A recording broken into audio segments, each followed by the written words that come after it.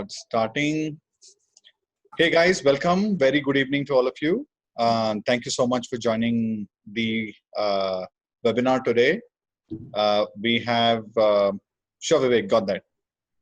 Thanks for sending. So we have Amit today. Amit is actually an entrepreneur. He also has his own company, and he's been in the field of assessments for a very long time. When he shared this, when he had come for the session with us, it was very interesting to see how he was able to connect the whole coaching world towards the assessments and assessment centers. He is very familiar with a lot of tools which he's been using for quite some time with many organizations. So we felt this is something that might really interest you guys also, and might support you in taking this world forward. And you guys can definitely connect with Amit further to have conversations and learn. And I know most of you are also familiar with the other kind of assessments.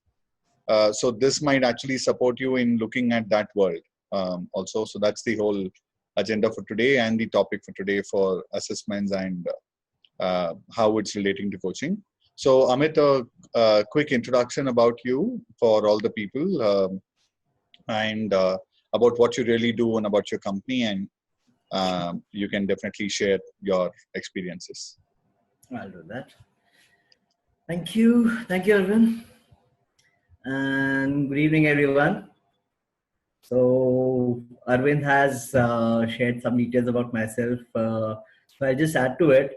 Overall, I would say that I've been in the field of HR for close to around 15 years now, and have spent close to almost 4.5-5 years in the assessment centers or HR consulting part as such. I run a small firm by the name of People Elements. We primarily do three things. That is, one is in talent acquisition, certain very niche profiles we work upon. There's a bit of training which we do, as well as I also partner with other consulting organizations in terms of being an assessor for the assessment centers process as such. As I said, for the past 4.5 years, have been working as an assessor in quite a few different industries. So yeah, I really can say that I do see a lot of linkage coming from what we aspire to be.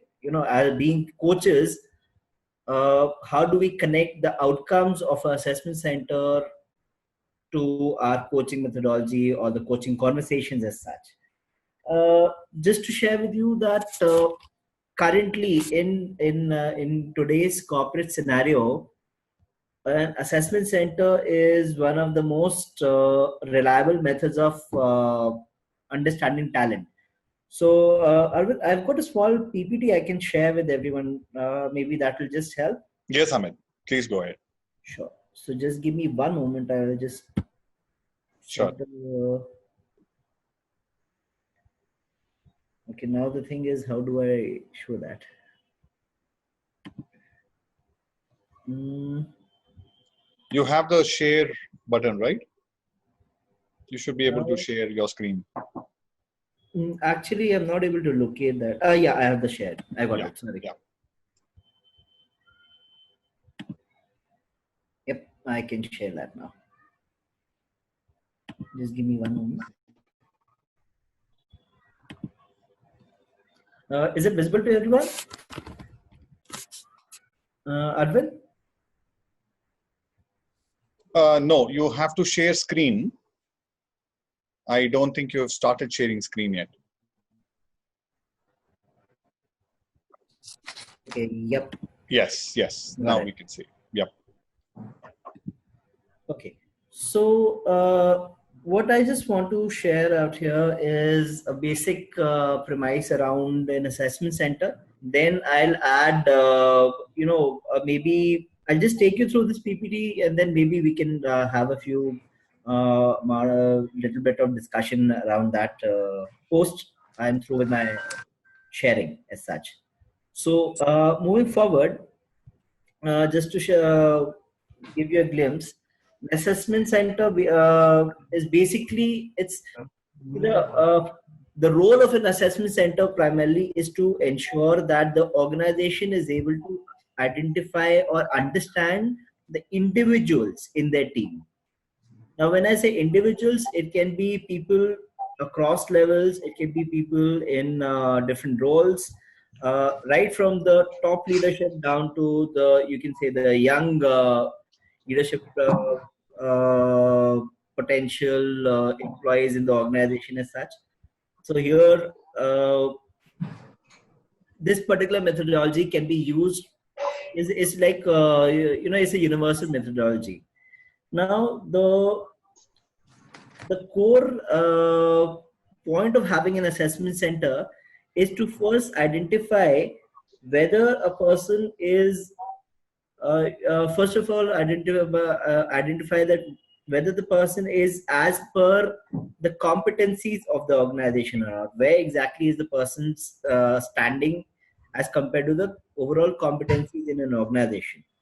So I'm assuming that everybody is familiar with the what do you mean by competencies. So I'm just moving forward onto that.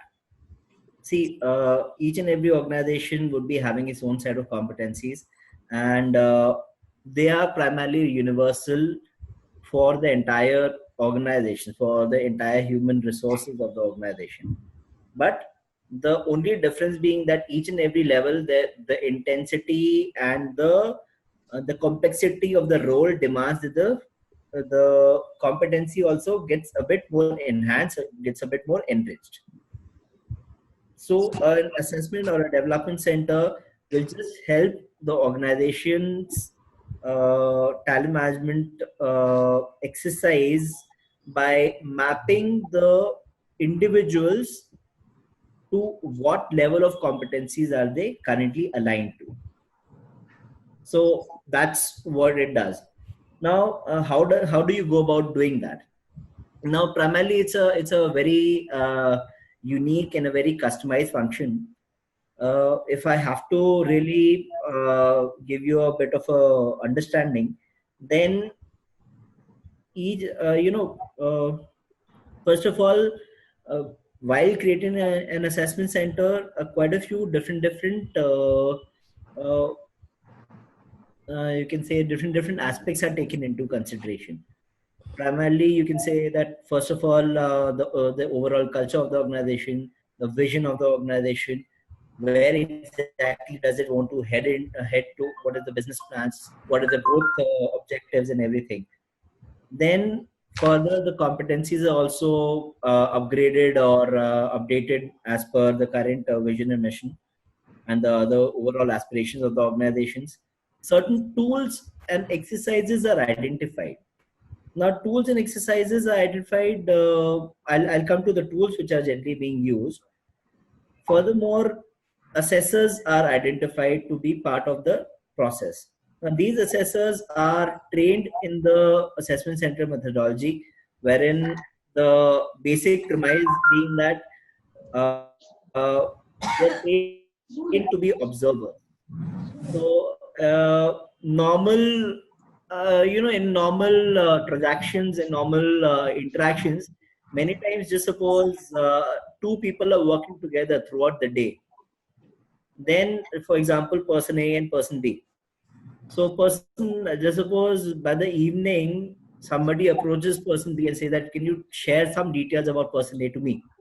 So, it might happen that Mr. B might actually start sharing some observations about the individual which he had seen during the course of the day, in terms of maybe he's he's a helpful person, he goes into depth, he's a detail oriented person, and so on and so forth. But then over a period of time, once you start trying to understand more and more about the person, Mr. B might develop certain preconceived notions about him with the reference to his observations about the person's behavior, his own idea basis his knowledge, his education, his exposure, his experience, and then he tries to put everything together, and then a complete picture emerges about Mr. A. Now that picture may or may not be accurate, but then this is we call that as preconceived notion or bias. A trained assessor really does not give into that particular that particular fallacy of the human mind.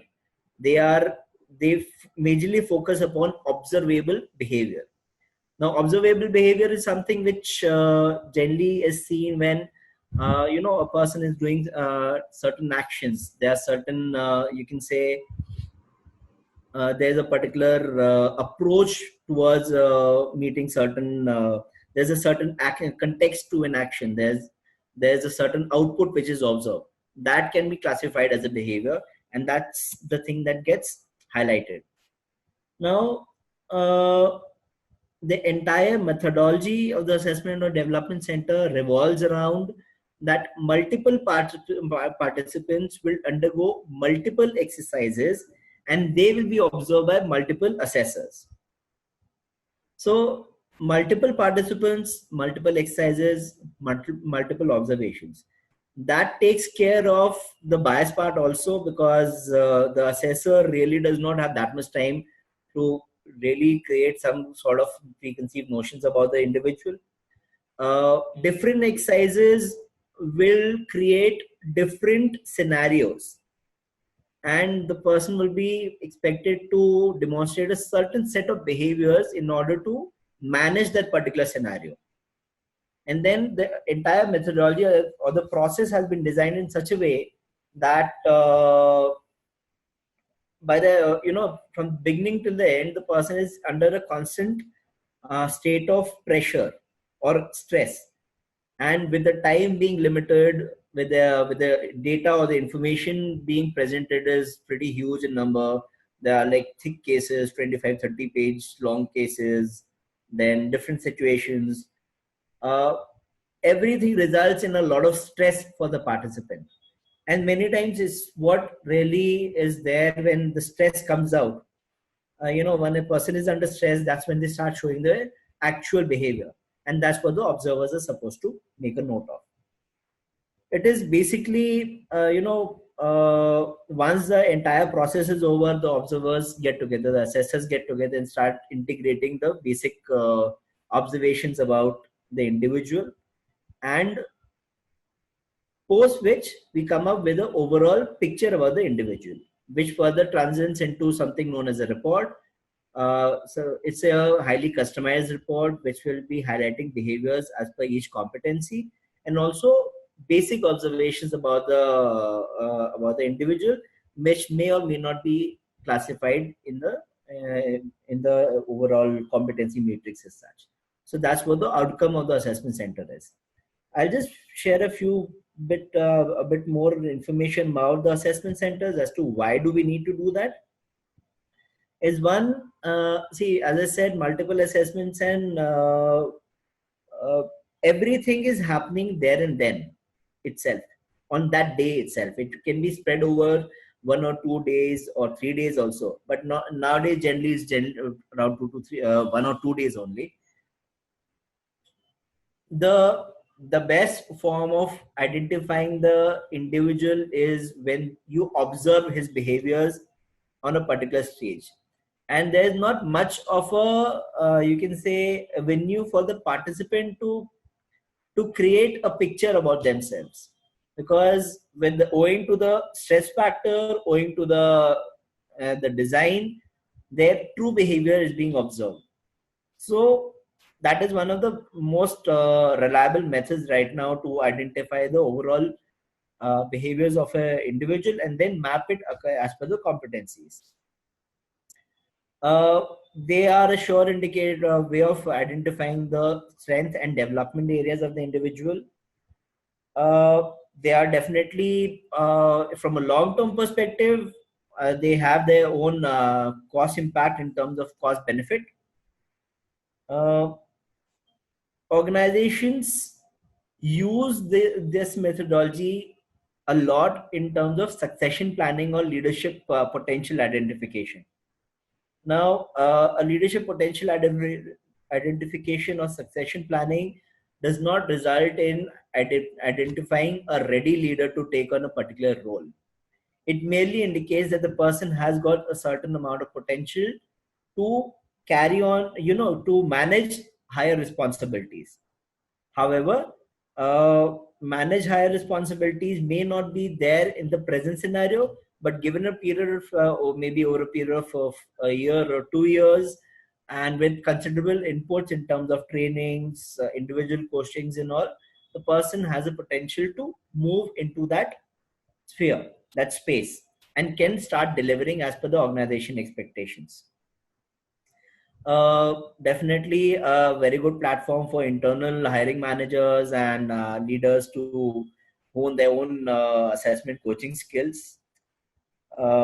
It also gives the organization a huge amount of information about the individual, which may or may not be classified in the competency matrix, but then all that information can be relevant, right? And then there's something known as a psychological contract. A psychological contract basically means that the kind of emotional connect which the individual can bring while being a part of the entire process, the kind of behaviors they are able to demonstrate, as well as when they are able to, when they see the outcome of the entire process, they undergo the entire process, they evaluate themselves, and then they also understand that the investment of the organization in themselves, there's a certain amount of affinity which they develop. So that can definitely be used.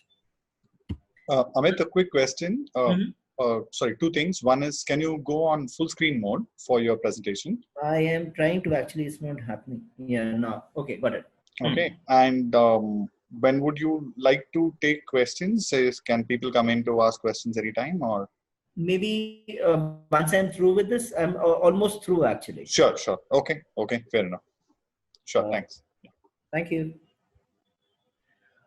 Okay, so here you can see a slide which basically is talking about the competencies. Now, competencies can be further divided into technical competencies and behavioral competencies. So there's technical skills. Some questions might be, in the mind of the people in the organizations and other leadership as to whether the person possesses certain technical skills. So we use technical assessors for that. What do they understand about the organization? What do they understand about the business? How valid is their current delivery? So those certain information can be gathered. Then you understand the capability, you understand the attributes. Then there's furthermore for a participant or for an employee in the organization, there are two very important things which are, you can say, as drivers for them within the organization.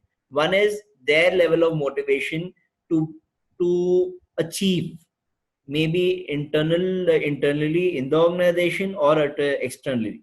Basically, how will they link themselves as achievers? And then there's a career fit. Now, this is from the organization side, just to understand that whether this particular participant or this individual is going to fit into something which they might be having in the current role or in the future role. So all these outcomes are there in the assessment center or a development center for that matter. Now, these are simple tools which we generally use in the assessment center. These are like group simulation activities, maybe like group discussions, very concentrated topic about a business challenge which the organization might be facing. There might be certain activity-based simulations, like they might have to work on creating a project. It can be a simple project as just creating a model of a car. It's like creating a 3D visualization wherein people will have to use resources, they'll have to draw up a business plan, They'll have to create, role segregation. Somebody will have to take lead. These are leaderless scenarios, but somebody generally emerges from that. Then there's individual simulations wherein they are given certain business problems or a case study which they need to go through. They need to come up with the observations which they further move on and present to the assessors. Then there are certain role plays. Typical role plays are connecting with maybe internal team members, connecting with the supervisors, connecting with customers, resolving individual issues, and how do they demonstrate their behavior in that. And then there's definitely other business solutions and all, which there's a huge amount of tools which can be used. There are certain psychometric tools which can be used, normally quite a few consulting organizations, they have their own respective tools in terms of psychometrics which they're using nowadays. So that can also become a part of this assessment center as such. What is the role of an assessor? Now this is where it finally boils down to. Here they are primarily supposed to observe the basic behavior of the individual in different exercises. They're supposed to record the behaviors. Many times when you say record, it virtually means verbatim recording of the statements. So you do fill up a lot of pages when you are doing this process. Then further, you need to identify from the statements, you need to classify those behaviors which can be linked to the competencies. Then you integrate their behaviors. There are certain behaviors which can be seen as I shared with you earlier. There are certain behaviors which basically means that, there's an action, there's an intent, and there's an outcome.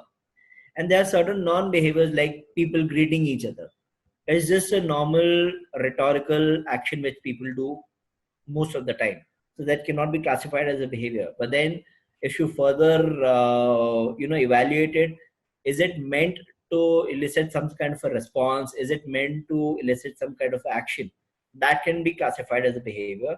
And further, we move into the evaluation part wherein we classify the behaviors onto the competency matrix. So that's what the ORCIE methodology is used by an assessor. Now this is where I think the role of coaching comes into play, because now we have come into the outcome part also.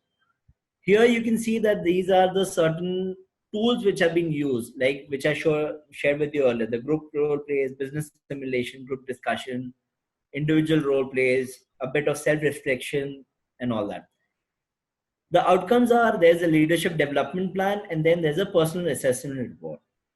And then further to it, then there's the individual feedback and coaching. Now, if I see myself as a coach, then that's where my role will become more prominent. Wherein, see, once the assessment center process is over, there's definitely a feedback which is given to the participant. Now that feedback can be maybe a part of the entire process, wherein the assessors themselves give a feedback to the participant, or through an internal channel they receive their feedback through the respective HR representatives or the managers and all. But then there's a certain amount of linkage which they are able to see with the feedback and versus the behaviors which they demonstrated, because a lot of evidence is provided to them while giving the feedback. Now that's where you start building the connect of the participant to his feedback. That's where we start getting into the agreeable or the connect mode, as in wherein they say that, okay, fine, this is what this was what was observed about me, and since there's evidence to support that, I myself had done some sort of introspection throughout the day, I can relate to the feedback, and this is what I need to bring about a change in myself. The primary keyword being change. And that's when the role of a coach comes into play, because the overall need of the assessment center is to identify the potential of the individual. Once the potential has been identified, we have identified the strengths. Now the development areas need to be addressed. There are different ways in which the development areas can be assessed, can be addressed. But particularly when it comes to people who are there in business critical roles, leadership roles like functional head roles and all, that's when they generally the one of the interventions is coaching. Now, as a coach, when we are having our coaching conversations with a particular individual who was earlier participant of an assessment center, many times as a coach, we might have been given certain background about the individual. But then what is more important for us to ensure is to, first of all, that the participant is aware of what the coaching is aware of his own development areas. There has been a buy-in from his side that there has to be some sort of a agreement from his side that, okay, I agree that this is what my development area is and this is what I need to work upon. And that's where the coaching process moves forward. So this is the overall way wherein as a coach we can identify ourselves with the development agenda of the individual and then take the conversation forward as such. So primarily it is important for us to confirm that whether the participant has really agreed to his development feedback or not. And if not, maybe certain exploratory question as to where exactly there might be the disconnect, or what does he really perceive his actual development area would be. Maybe having conversations around that. And then further on, it's always the change journey, the development journey, and that's where the coaching moves into, takes over, basically. So this is what I actually had from my end regarding the assessment center. Now maybe we can have, suppose if you have any questions, then I'll be glad to address them. Hey, thanks, Amit. Thank you so much. Okay, I'll start with the first question. You spoke about competencies, Amit. So do these competencies get defined by the organizations that you're actually working with today? Or are you designing these competencies for them? See, actually, each and every organization nowadays, each and every mature organization has already got a competency matrix in place. And in order to define the competencies, a complete exercise known as a competency mapping exercise is actually done, wherein it's a very lengthy and a very elaborate process by itself. Right. So all the organizations would be having their own set of competency markers as such.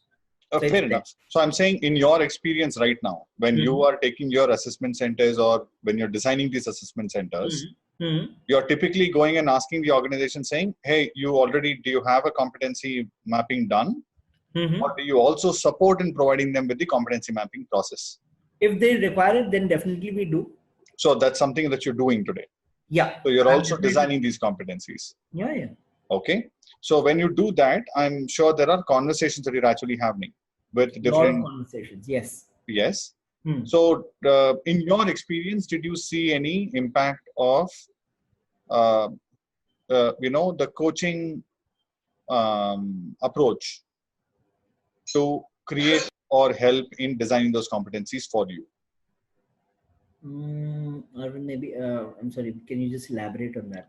The conversations that you're actually having, I'm sure those are based on discovery process, right? You have to discover with them. It's a discovery process, correct. Right. So do you see the coaching that you have actually undergone, Amit? Is that something that has come up for you in your experience? In the way you're asking the questions, in the way you're approaching with your leaders, in the way you're talking to different people. So is that a place where it's helping you? See, it has helped me to a certain extent, But then, Arvind, majorly when we are doing these competency mapping exercises and all, Mm-hmm. our entire intent is to understand that where exactly is the person coming from right now, Uh-huh. and then we do move into the further questioning and clarification part and everything. Okay. That is, the agenda is more in terms of understanding the behavior Okay. of the Okay. individual, rather than moving into a coaching kind of a discussion altogether, because Fair then enough. we Fair would be, enough. I understand.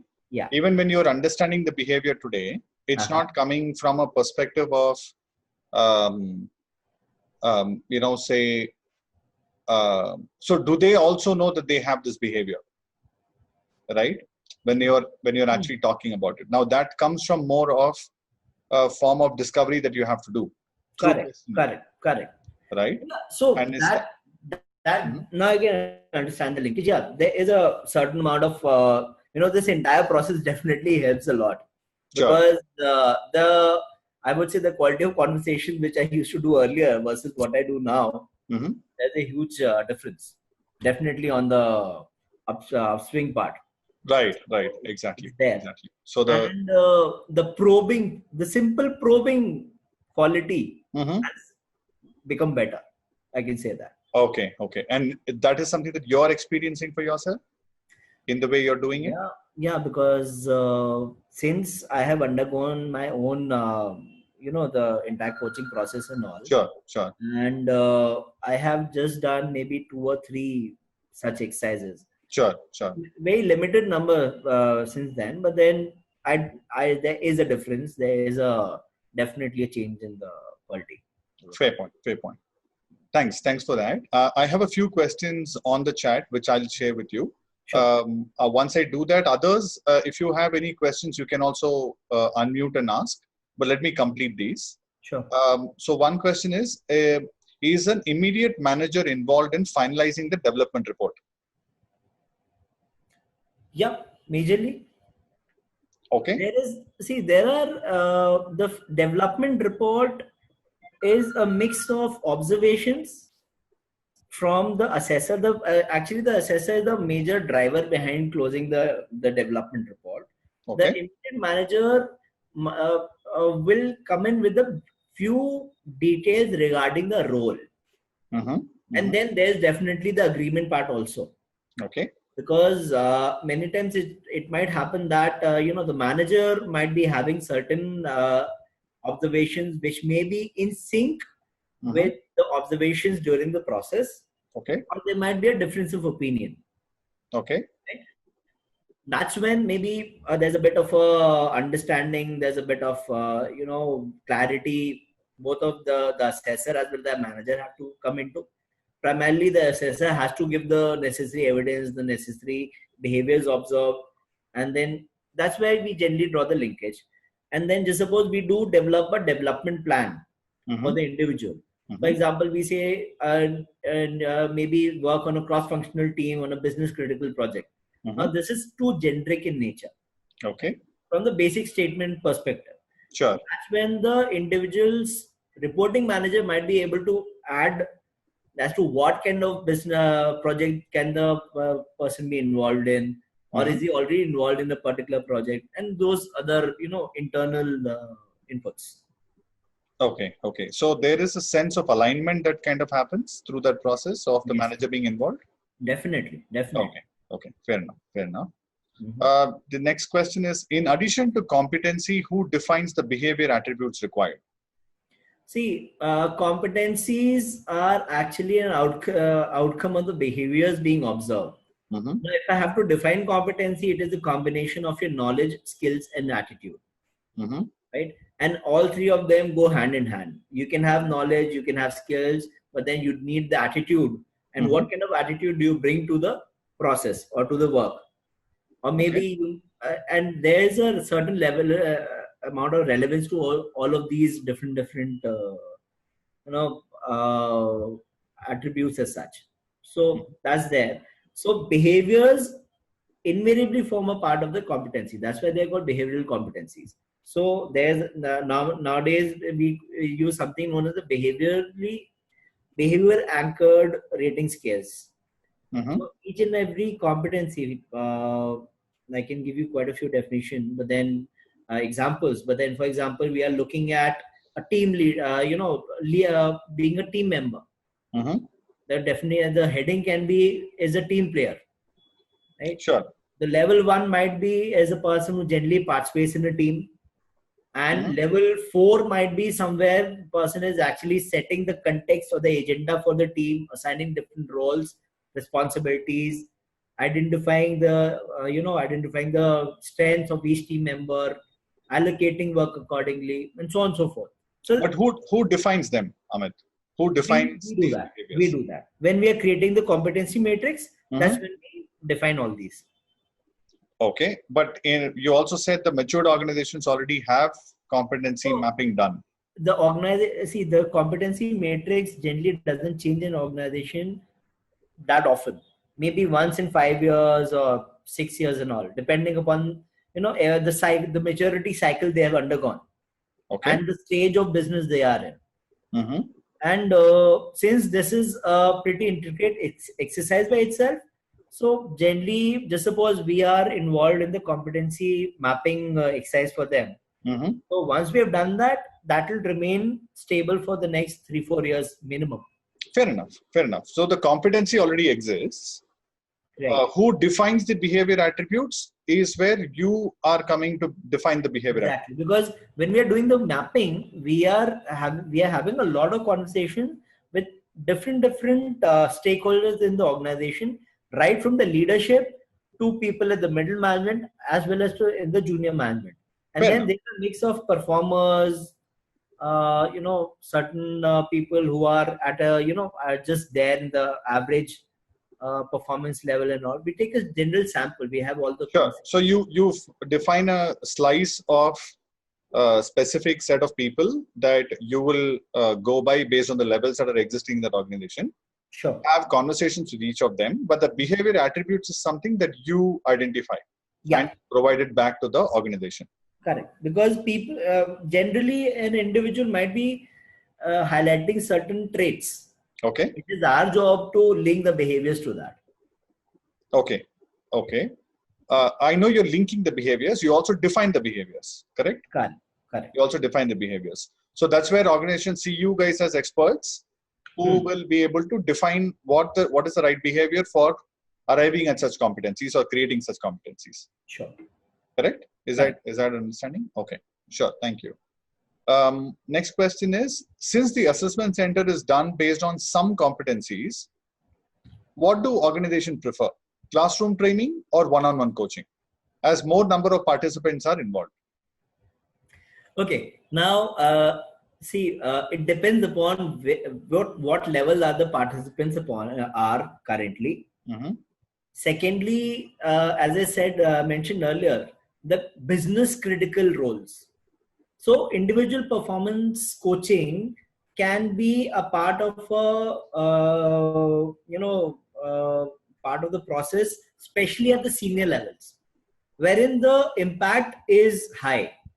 Mm-hmm. A person leading maybe a small region may not be having that much, may not be given that much inputs in terms of individual coaching, unless and until there's a certain amount of business impact he might be bringing to the organization, as compared to a person leading a particular function.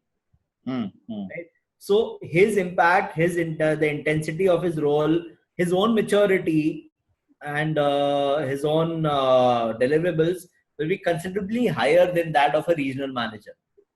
Okay. So that's where a call might be taken that, okay, this is where a person needs coaching. It is entirely an organization's call, and there's definitely a budget also involved. Let's face it, it's business. And classroom training can be there, individual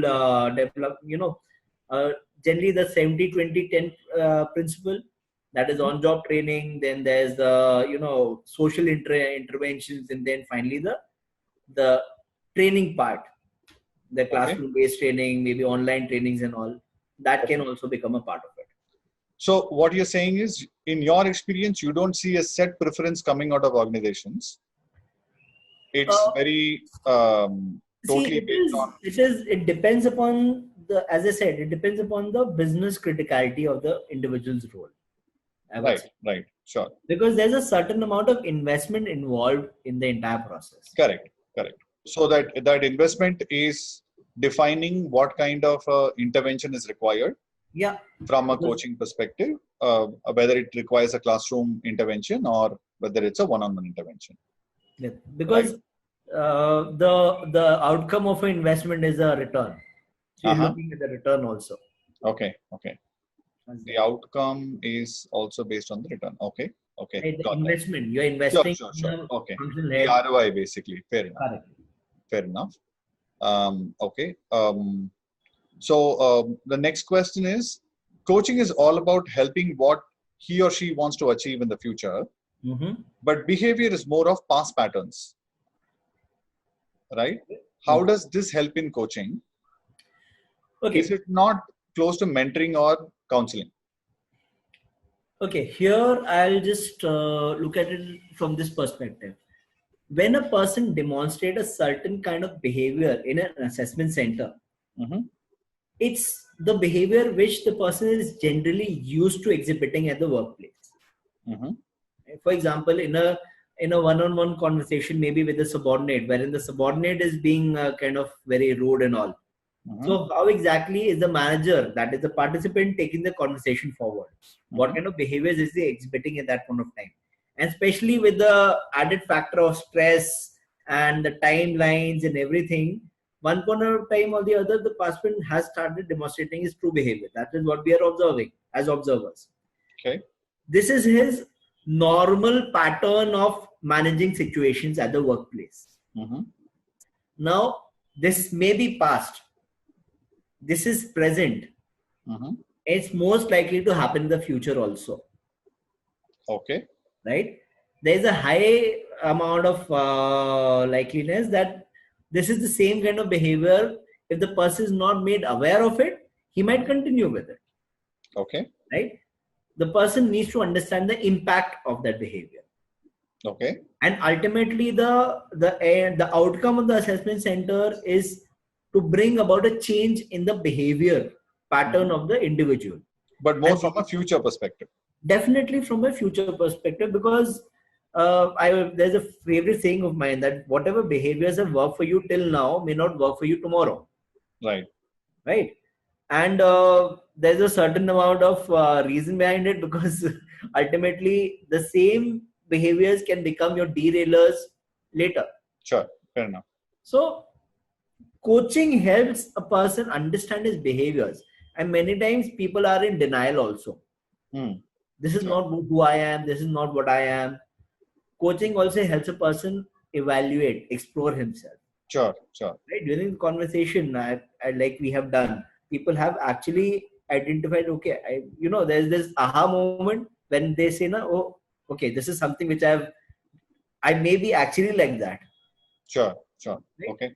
So once they have understood that, once they have bought into it, that's when the change process starts. So coaching is a high impact, intervention, which can be done post assessment centers. Okay. And how long do these coaching specifically are? Like, for example, are they session based or are they time based? Frankly, right now, Arvind, I have very limited exposure to that particular part, because Sure. Fair enough. Done by different people. But Sure. I'm given to understand it's nothing less than 7 to 8 different sessions. Okay.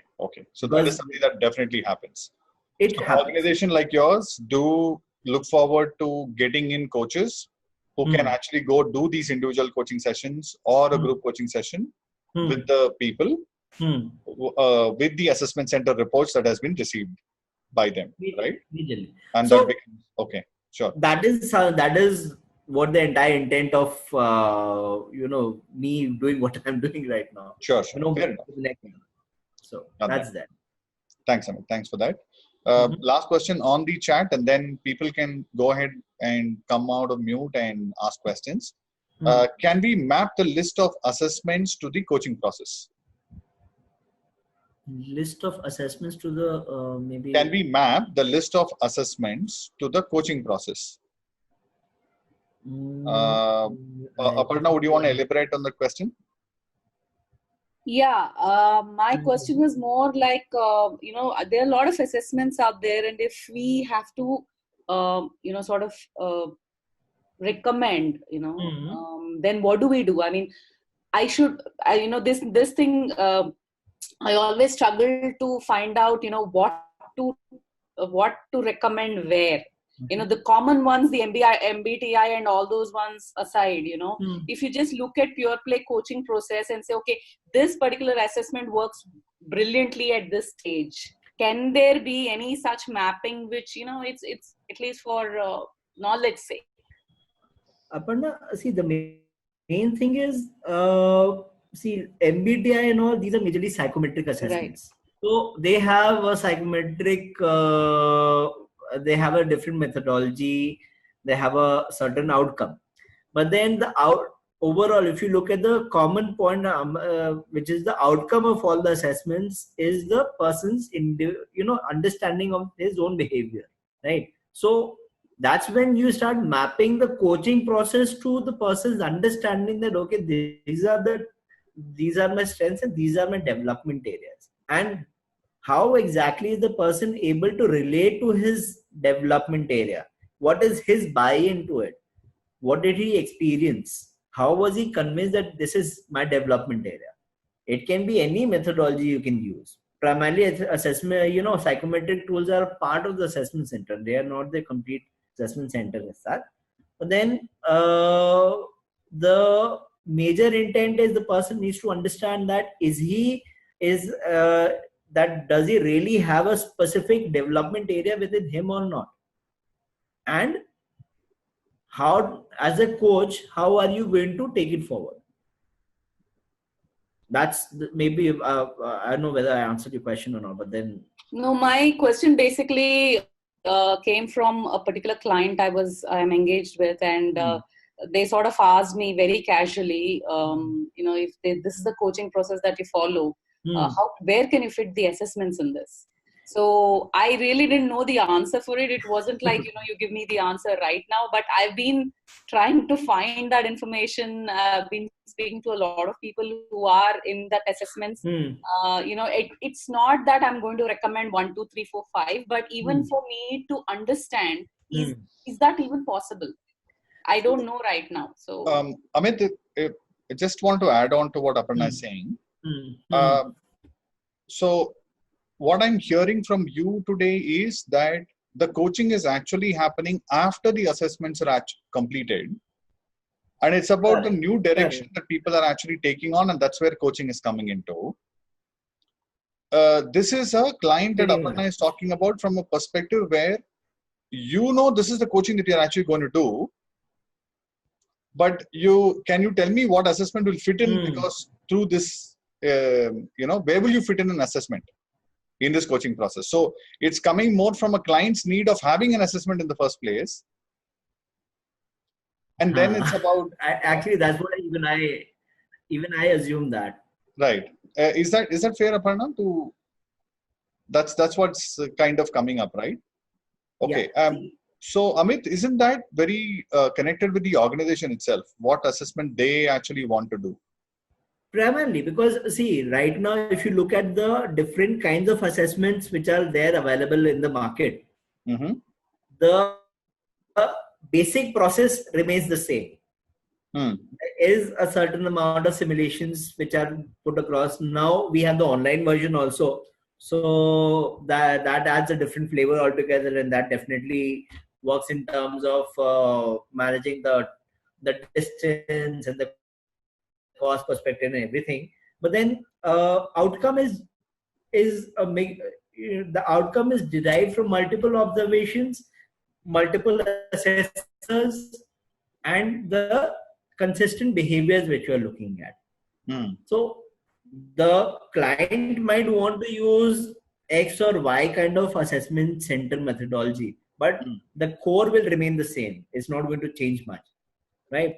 What we, or maybe what the coach will need to focus upon is what has been the outcome. One, what is the connect of the participant to his feedback?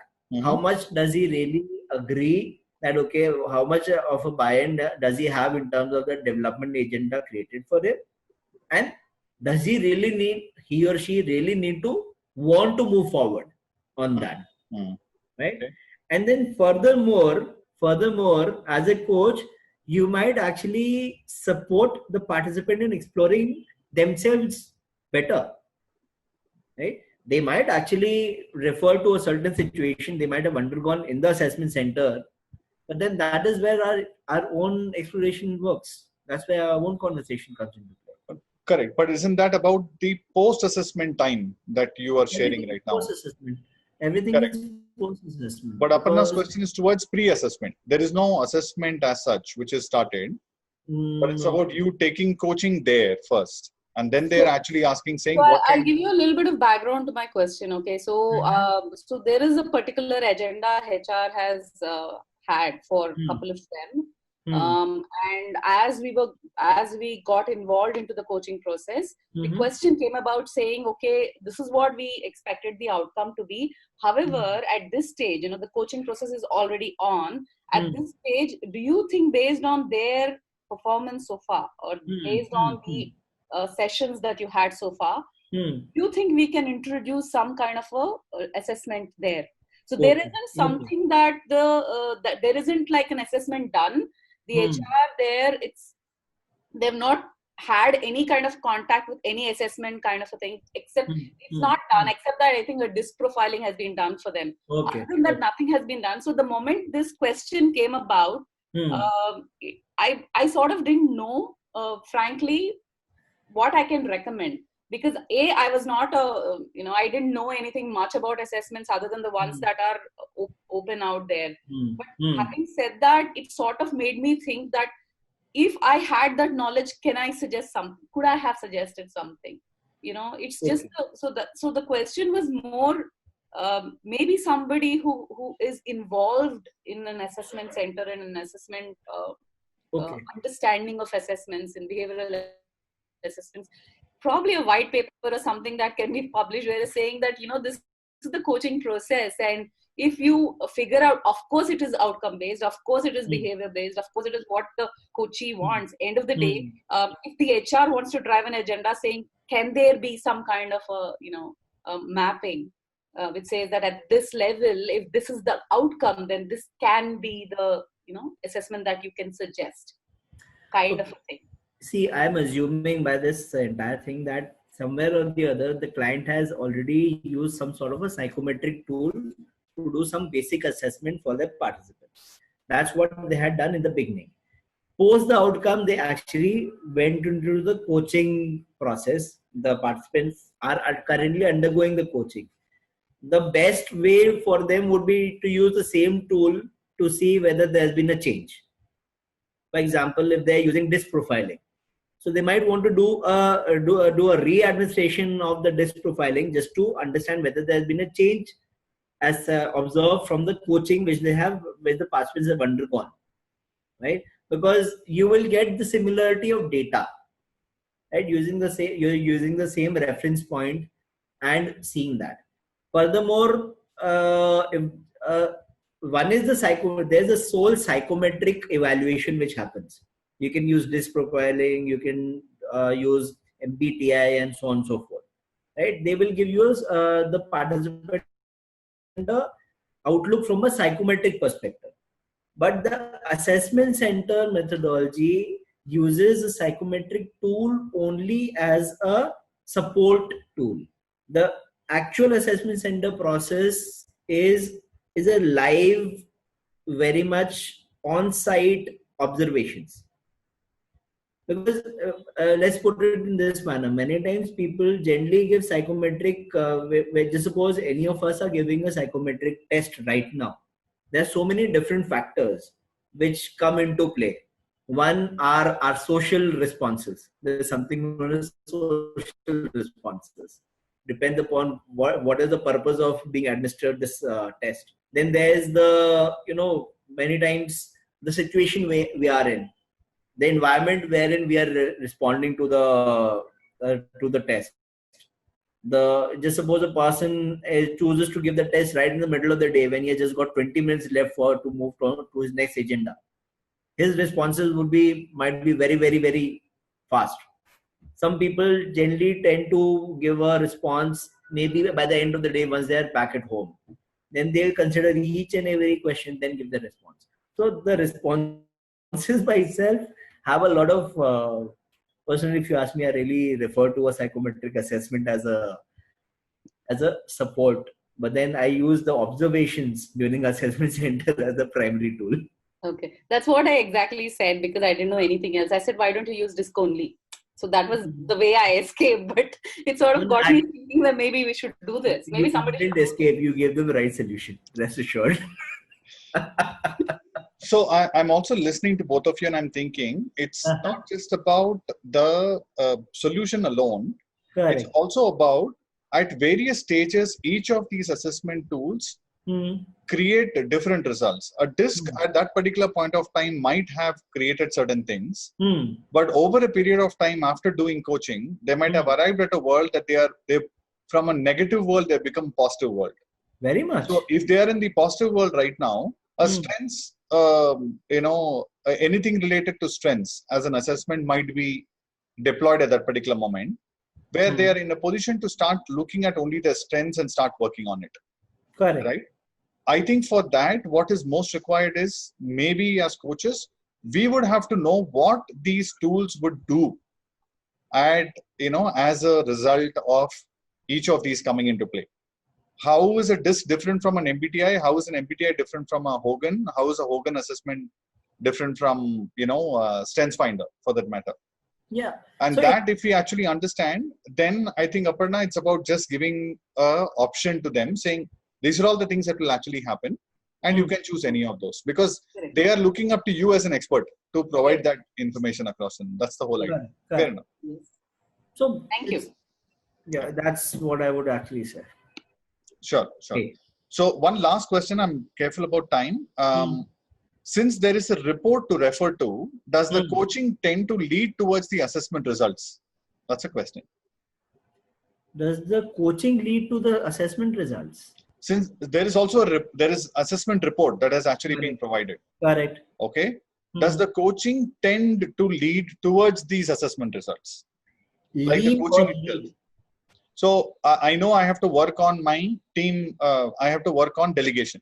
Correct. Is what the assessment report is saying. Correct.